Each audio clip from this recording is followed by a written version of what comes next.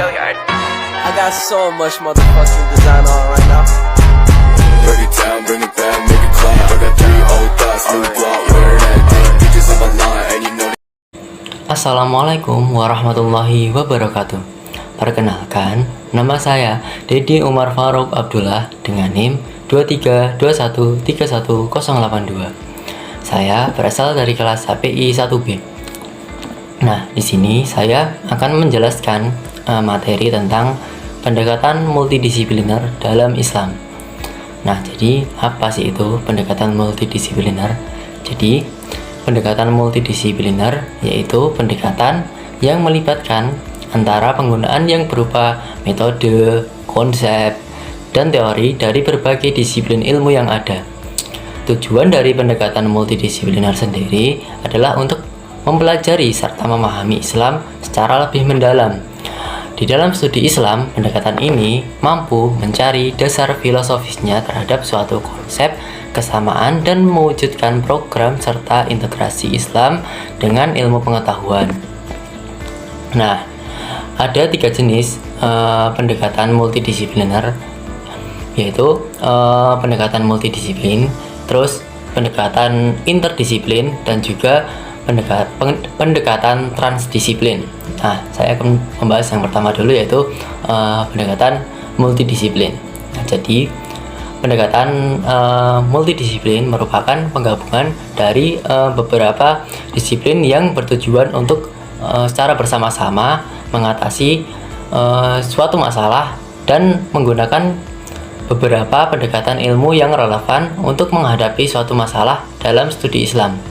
Nah, pendekatan multidisiplin ini merupakan penggabungan dari beberapa disiplin, tetapi antara disiplin ilmu yang satu dengan yang lain ini tidak terjadi interaksi apa-apa atau yang bisa disebut bersifat aditif. Jadi pendekatan multidisiplin ini memiliki sifat yang aditif karena tidak adanya interaksi antara disiplin ilmu. Karena pendekatan ini merupakan gabungan dari beberapa disiplin ilmu, maka untuk memecahkan suatu masalah tidak dapat dilakukan hanya menggunakan satu sudut pandang saja, tetapi harus menggunakan beberapa sudut pandang dari ilmu-ilmu yang relevan. Seperti contoh rumpun ilmu-ilmu kealaman, rumpun ilmu-ilmu sosial, atau ilmu-ilmu humaniora. Terus yang selanjutnya ada pendekatan interdisiplin. Nah, pada dasarnya pendekatan interdisiplin yaitu pendekatan terhadap suatu masalah yang ditinjau menggunakan ilmu yang serumpun atau yang relevan secara terpadu. Yang dimaksud ilmu serumpun yaitu ilmu-ilmu yang berada di dalam suatu rumpun ilmu tertentu. Seperti contoh rumpun ilmu-ilmu kealaman, rumpun ilmu-ilmu sosial, atau rumpun ilmu-ilmu budaya. Jadi, pemecahan suatu masalah pada pendekatan ini dapat dilakukan hanya dengan menggunakan satu sudut pandang saja dalam suatu rumpun. Kemudian selanjutnya ada pendekatan transdisiplin. Pendekatan transdisiplin ini merupakan suatu pendekatan dalam upaya untuk memecahkan suatu masalah, namun berada di luar keahlian dari orang yang memecahkan masalah tersebut.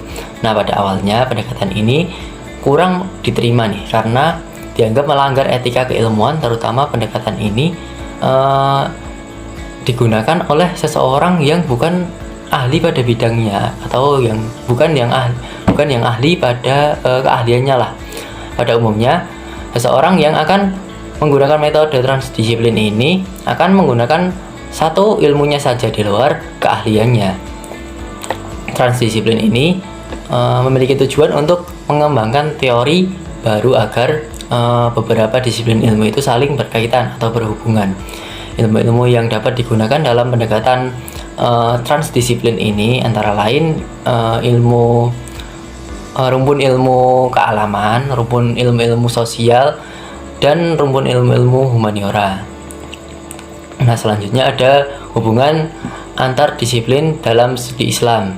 Nah, hubungan antar disiplin ini merupakan hubungan Islam yang berorientasi pada integrasi dari berbagai ilmu guna memahami dan memecahkan suatu masalah dari isu-isu yang terkait dengan Islam secara keseluruhan.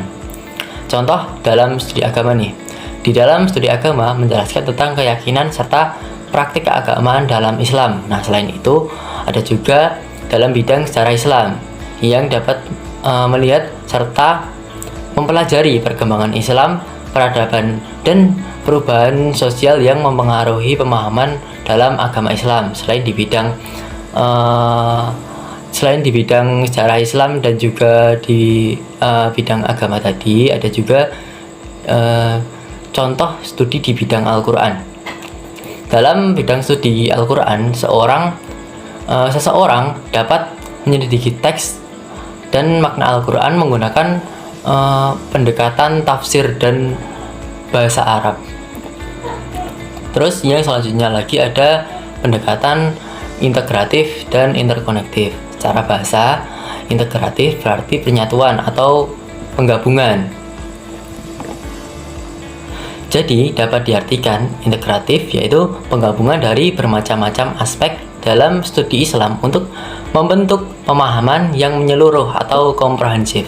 Sedangkan interkonektif dapat diartikan sebagai penghubung atau menghubungkan. Jadi interkonektif yaitu mengidentifikasi hubungan yang berkaitan antara berbagai aspek dalam studi Islam dan mempelajari interaksi antara manusia. Terus pendekatan integratif dan interkonektif ini lahir karena adanya kerjasama antara dua ilmu tersebut, yaitu integratif dan interkonektif, yang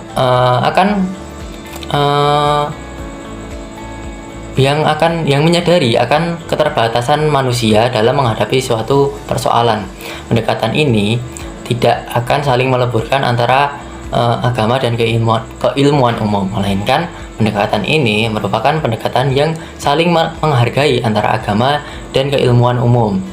Konsep dari pendekatan integratif interkonektif ini memberikan pandangan bahwa semua ilmu, khususnya ilmu pengetahuan yang saat ini telah berkembang dalam berbagai bidang, merupakan suatu kesatuan yang saling terhubung antara satu dengan yang lainnya.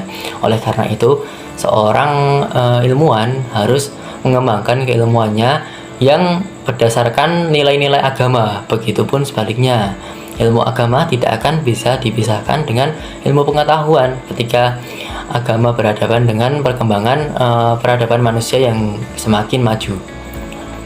Nah, ini menurut Amin Abdullah, paradigma integratif interkonektif yaitu ingin menunjukkan bahwa dari berbagai bidang keilmuan termasuk pendekatan yang dipakai sebenarnya saling memiliki keterkaitan karena seluruh disiplin ilmu adalah realitas dan masing-masing disiplin ilmu itu berbeda. Jadi menurut Amin Abdullah, integrasi itu mengkaji suatu bidang keilmuan dengan memanfaatkan bidang keilmuan lainnya, sedangkan interkonektif berarti melihat keterkaitan antara berbagai disiplin ilmu.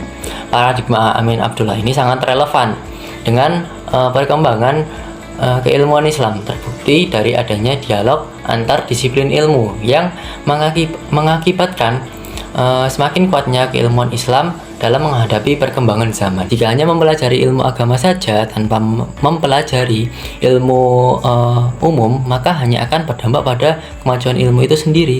Begitu juga dengan ilmu umum.